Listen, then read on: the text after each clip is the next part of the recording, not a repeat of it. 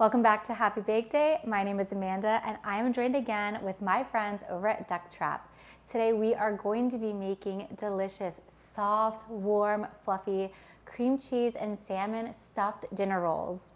For this, we're going to be using Ducktrap's Spruce Point smoked salmon. This is their Gravlax-style cold smoked Atlantic salmon. This stuff is absolutely delicious. It is lightly smoky. It's got a nice little salty finish. It's got really nice herb crust, and because it is cold smoked, this is really versatile. You can eat it on your bagel. You can mix it with your eggs for breakfast, or like we're going to do today, we're going to stuff it with some cream cheese inside of our dinner rolls. First, you'll warm 1.5 cups of whole milk either over your stove or in a microwave. And then you're going to add 1 packet or 2¼ teaspoons of instant dry yeast to your milk. And then you're going to sprinkle 1 tablespoon of granulated sugar and then mix well. Let your yeast mixture sit for about 5 to 7 minutes or until the yeast is activated and bubbly. Add your yeast mixture to the bowl of a stand mixer. Then add 1 tablespoon of melted unsalted butter, 1 teaspoon of salt, and then you're going to slowly add 3 cups of bread flour to the bowl of your stand mixer. And you'll slowly start mixing until all of your bread flour has been added. Then switch the speed to high and you're going to let it knead in your stand mixer for about 5 or so minutes until the dough starts pulling away from the sides. Once that's done, sprinkle a little flour on your countertop surface, overturn your dough, and knead it a couple of times by hand. Then add your dough to a bowl that's been generously greased with either cooking spray or maybe a little bit of butter, and then cover it and let it sit in a warm place so that way your dough can rise. You'll let it rise for 1 hour or until the dough is doubled in size.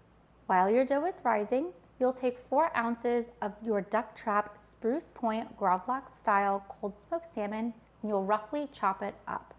Then you'll combine that salmon along with 8 ounces of softened cream cheese, 2 tablespoons of fresh chives that have been chopped, 1/4 teaspoon of ground black pepper, and 1/2 teaspoon of garlic powder. Mix it really well.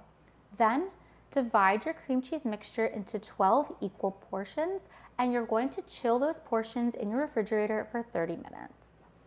After your dough is risen, turn it back out onto your countertop and divide into 12 equal portions.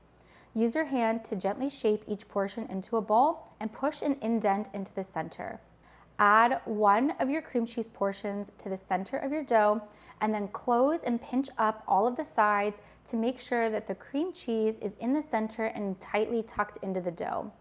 Put your dough ball that's been filled onto a baking tray that is lined with some parchment paper and put the seam side facing down. Once all of your dough has been filled with your cream cheese, you're going to let your dough rise one more time for about 30 minutes or until it is slightly puffed up.